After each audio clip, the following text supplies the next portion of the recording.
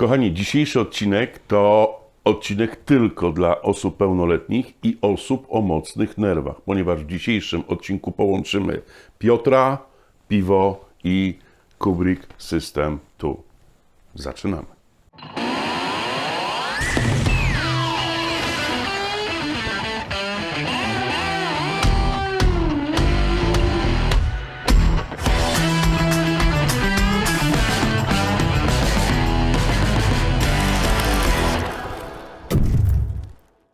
W dzisiejszym odcinku będziemy kontynuować taką myśl, którą zaczęliśmy w poprzednich odcinkach, czyli System 2 i jego takie niestandardowe albo standardowe wykorzystanie, czyli pomysł na wykorzystanie tego systemu przez Piotra.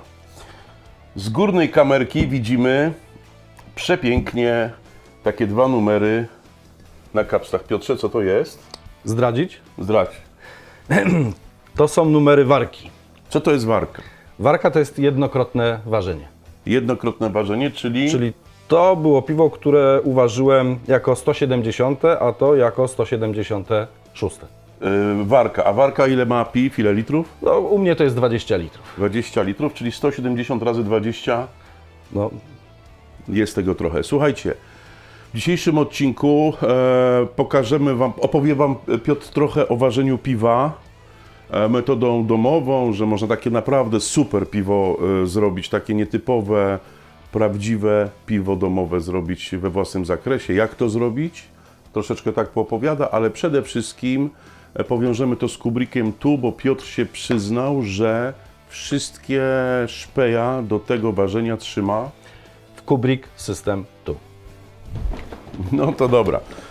To rozbierzemy kolejną wieżyczkę.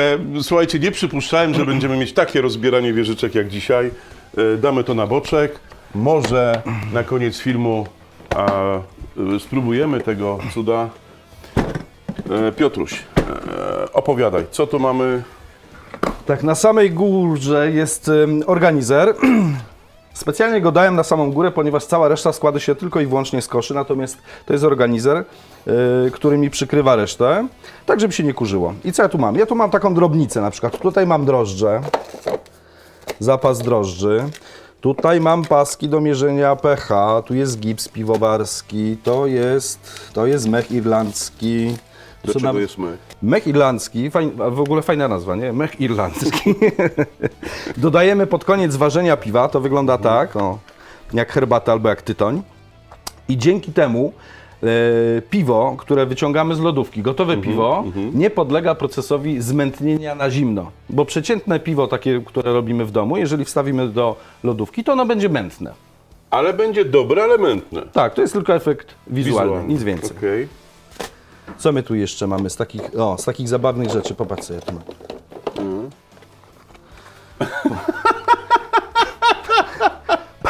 Słuchajcie, No nie zgadniesz dlaczego to. to może być do przesiewania czegoś albo odcedzania. Na pewno ja tego nie ubieram. No. To są damskie podkolanówki. Ja tego używam do chmielenia piwa na zimno. Powiedzmy, że są to bardzo seksowne podkolanówki, tak zwane antygwałty. Czyli jak mi piwo leżakuje, to wrzucam tam chmiel, taki granulat chmielowy i po prostu zanurzam w tej skarpecie, a ona po prostu jest bardzo drobna i dzięki temu ten chmiel mi tam po prostu nie wypłynie. Aha, okej. Ja tak kiedyś w strumyku górskim takie głowacze, takie małe rybki łapałem też na podkolanówki. Tak, tu też jest to. Damskie. Dobra, to jest organizerek. Czyli czekaj, czyli wszystkie drobne rzeczy, które sobie... rozumiem, że to wszystko kupujesz raz na jakiś czas. Tak, no drożdże muszę kupić, bo je zużywam, mech irlandzki muszę kupić, bo je zużywam, skarpety też zużywam, paski do mierzenia pH zużywam. Tak, to są takie rzeczy, które uzupełniam na bieżąco. Okej. Tutaj mamy przykład... Lebatywka. Tak, mniejsze pudełko. Ja powyciągałem stąd wszystkie przegrody, bo mi tutaj akurat nie były potrzebne. To są rurki do zlewania piwa. Czyli mam piwo, załóżmy w balonie albo w wiaderku, który nie ma kranika, bo są też wiaderka z kranikiem, tak? I starym, dobrym sposobem, pamiętasz, jak się ojcu podbierało wino z baniaka, Albo tak? benzynę. Więc wsadzamy, zaciągamy Tak jest. i zlewamy piwo z nadosadu drożdżowego, więc tutaj tych wariantów, Z fizyki jest to zasada naczyń połączonych, czyli jeżeli to się przeleje na dół, to wtedy zaciąga i A to, jak myślisz, co to jest? to może być, nie wiem, wysokościomierz, poziom, nie wiem. To jest rurka do rozlewania piwa do butelek. Ona ma tutaj na końcu taki zaworek. Aha. Jak go zwolnimy, to piwo grawitacyjnie spada w dół. A, okej. Czyli jak to dochodzi do dna butelki? Tak jest, czyli jak rozlewamy piwo, wkładamy to do środka butelki, tak, Aha. naciskamy na dno I leci. i piwo nam automatycznie Jak podnosimy, przestaje lecieć. Tak jest. Okej, super. leci. To mamy... Dawaj. O, ale wiesz co, zostaw mi jeszcze tego, zaraz Ci coś pokażę. Tu mamy kolejną drobnicę. O, zobacz, to jest zaworek. Tutaj mam bardzo dużo zaworków. O, widzisz? Tak, tak. Odkręcamy, piwko leci. Znaczy nie leci, musimy dotknąć. Tak, musimy dotknąć i leci. Natomiast tu mamy dodatkowy taki zaworek, zaworek do tej rurki do zlewania. No i co my tutaj mamy? Mamy zaworki, cały zapas tych zaworków. To są szybko złączki do kegów. Są takie kegi jak na przykład do Pepsi, Aha. gdzie wkładamy sobie ten zaworek i możemy domontować zewnętrzny kran i pić piwo bezpośrednio z kega. Ja mam 2 takie kegi. Przy łóżku. Tutaj mamy, o popatrzcie, korki.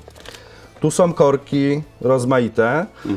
To są korki do takich balonów jak do wina, bo ja piwo, pierwszy etap fermentacji zawsze robię w wiaderku fermentacyjnym, takim 35 litrów, a następnie zlewam piwo do balonów po winie i to mi korkuje ten balon po winie.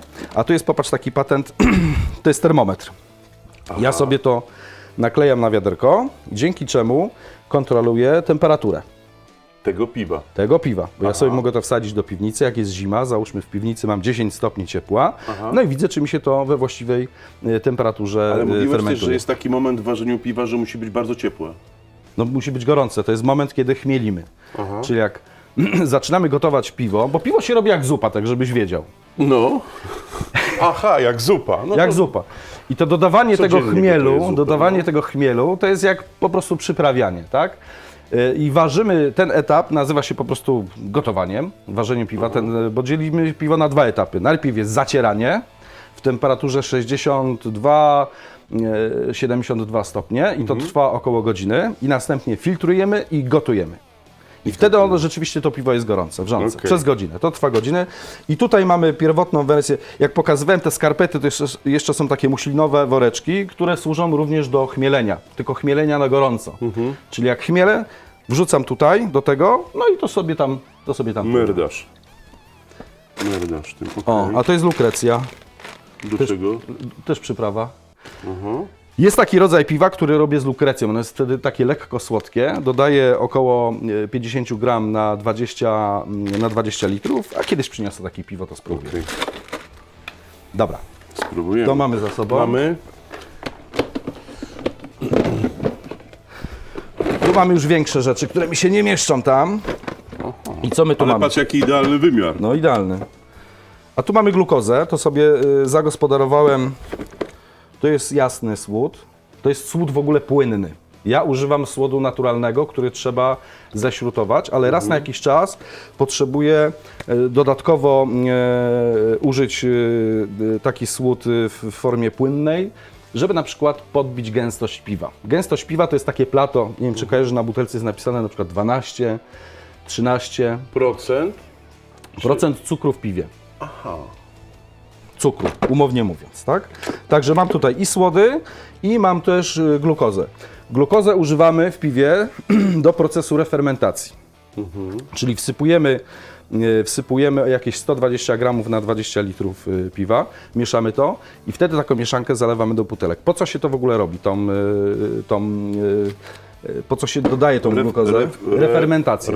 Refermentacja powoduje, że piwo w butelce zaczyna jeszcze raz fermentować, czyli refermentować. Ale zakorkowane już. Zakorkowane już w tej takiej formie i wtedy wytwarza się dwutlenek węgla I jest tam środowisko beztlenowe, w związku z czym to jest bezpieczne dla piwa. I to piwo jest utrwalone. Ta Refermentacja. refermentacja jakby wygania powietrze z butelki. Tak, zżera ten tlen, Zżera. zamieniając go na dwutlenek węgla i jednocześnie piwo jest nagazowane. W Okej. sposób naturalny. Czyli nie ma tlenu, nie ma psucia. Nie. I tutaj mamy trochę chemii, to jest taki środek po prostu do dezynfekcji. To jest bardzo ważny etap.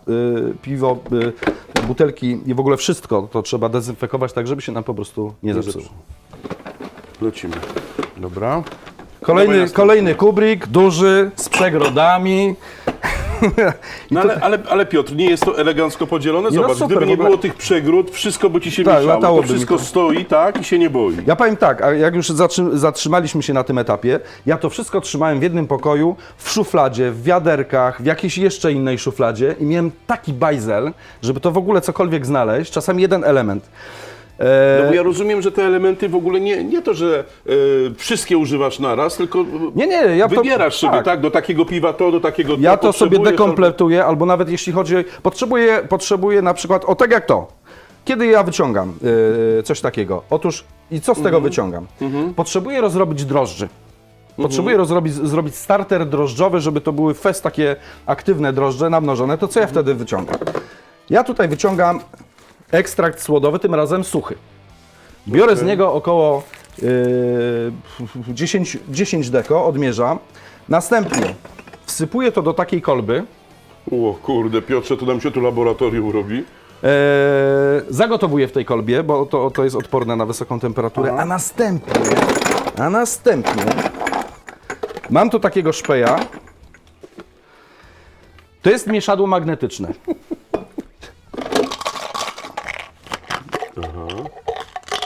O, widzisz, takie coś? I to jest taki element, tu jest magnes. Poczekaj, Tu jest, pokaż Tomek, ty no. wygląda jak pastylka. Albo jak czopek. To jest ciężkie, bo to jest metalowe. Wrzucamy to do środka, to podłącza... O, widziałeś jak zaskoczyło? Tak. Widziałeś jak zaskoczyło? Super. Podłączamy do prądu i to zaczyna wirować. Aha, i miesza przez to. Miesza. Czyli i to magnes się- jest w tym urządzeniu, który to przyciąga Tak, i... tak. I tu Okej. jest oczywiście potencjometr, możemy szybkością sterować i dzięki temu ta mieszanka nam się tutaj tak na powietrze i te drożdże bardzo dobrze pracują Działają. i szybko się... I to jest na przykład, to wyciągam na samym etapie tym początkowym. Czyli rozumiem, poczekaj, czyli masz to wszystko w tych koszach, bo No. jednak chcemy Wam opowiedzieć, w czym tutaj się przydaje nasze skrzyneczki. Masz w tych koszach, rozkładasz sobie te kosze, tak? Tak. Ale po pracy wszystko myjesz, płuczesz, zabezpieczasz, układasz w koszach, spinasz i to stoi sobie w jakimś jednym słupku. Tak, Tomek, w kącie pokaż. Tak pokoju. jak na przykład Tak, to, tak. tak? Taki słupeczek sobie masz. Ja tylko podchodzę, wyciągam to jedną ręką, dekompletuję, wyciągam co potrzebuję i sprzątanie wtedy trwa około minuty. No bo to jest kwestia tylko wsadzenia do tego kosza i pach do góry poukładania. Zdarza się, że coś się porozlewa w środku? Tutaj? No. No rzadko, ale nawet jakby mi się coś rozlało, no to jest szczelne, tu mi się nic z tego Wycierasz nie i powylewa. tyle. Dobra. To tak, Masz przyjemny brzęk. dobra, potem to użyć. Dobra. Raz, dawaj Piotruś następne. No, tak, Co tu ma? znowu chemia. O, To jest fajne. Czekaj. Pamiętasz grę w kapsle? No, I w no. kolarzy? Aha, to są takie kapsle. Zobaczcie, pierwszy raz to widzę. To są kapsle takie do zakapslowania. Nie? One są rozszerzone. Tak. No, też przyrząd gdzieś miałeś. tak, zaraz pokażę. I teraz wyobraźcie sobie, jeżeli by to nie było w tych skrzyniach, jakbyśmy się tutaj musieli... Popatrzcie, to czekaj, daj mi coś chociaż zaistnieć na chwilkę. Dajemy kapsla, tego kapsla potem dajemy na butelkę, robimy... Aha, bo to jest na magnesie. Tak, tam jest magnesik. Aha, i robimy sru i już mamy, zobaczcie, tego kapsla zaciśniętego, nie? No nie mamy zaciśniętego. Nie, bo to trzeba zrobić na butelce. musi Na być na butelce, butelce, tak, musi okej. być butelka. Dobra. No. Natomiast, widzisz, akurat mamy dobry przykład, do czego mi się ta skrzynka przydaje. Bywa, że mi się to wysypie. Tutaj w środku. No i wtedy sobie szybciutko to zbieram, nie? Co my tu jeszcze mamy? To jest taki przyrząd do przemywania butelki. Sypię tutaj jakąś chemię, rozrabiam to z gorącą wodą i wtedy tą butelkę, nie chcę nią mieszać, ale to mniej więcej tak wygląda, że Nabijamy ją. nabijam i tam się taka szpryca robi. okej. Taki gejzerek. Czyli tak jak w tych saturatorach kiedyś, Tak, tak, pamiętasz? tak, tak, tak. Na rynku dokładnie. stały i po prostu Dokładnie. płukały. A wracając do Albo nie kapsli, płukały. popatrz, tu mamy czerwone, tu mamy pomarańczowe, Aha, mam też niebieskie, aha. są też zielone. Jak zauważyłeś, ja sobie każdą warkę zaznaczam. Po co? Numerem. Numerem, bo ja sobie cały ten proces ważenia zapisuję w takim dzienniczku piwowara. I jak coś mi wyjdzie, to ja wtedy wracam do tego przepisu. To jest raz. Ojej. 2. Lubię sobie czasami A jak zaznaczyć... żona się dorwie do tego dzienniczka? Ona nic z tego nie rozumie. Nie rozumiem. Zaznaczam też czasami kolorami, żeby od razu wchodzę do piwnicy, bo tam jest czasami, bo tam jest ciemno, taka zwykła piwnica, ziemna jest, więc tak po prostu na ślepo to widzę. Ale jeszcze Ci pokażę jedną ciekawostkę. Popatrz, wzięliśmy...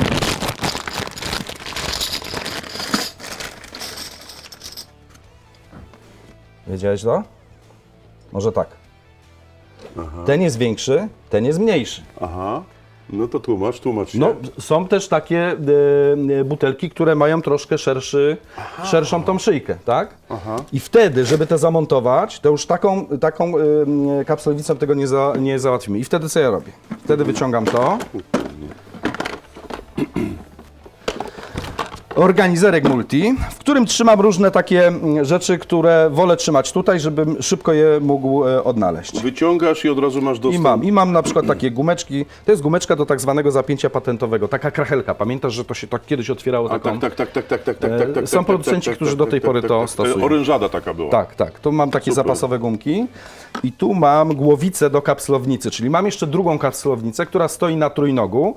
Jak wkręcę tę głowicę, to kapsluję kapslami małymi. A jak mam butelkę szerszą, Tak. to wymieniam tę głowicę na Na tą większą i kapslujesz i kapsluję większymi. Okej.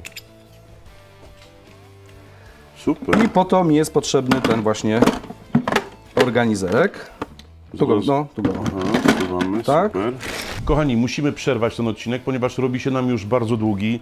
Myśleliśmy, że ta opowieść o Kubriku, tu o koszach i o piwie i o pasji Piotra to będzie taka dosłownie myk, pstryk, blitzkrieg, ale okazało się, że jak Piotr po prostu zaczął o tym rozmawiać, to nikt, łącznie z całą kamerą filmową i reżyserem planu, nie miał odwagi przerwać tej opowieści, więc musimy to przerwać. W następnym odcinku druga część Piotr i jego piwko.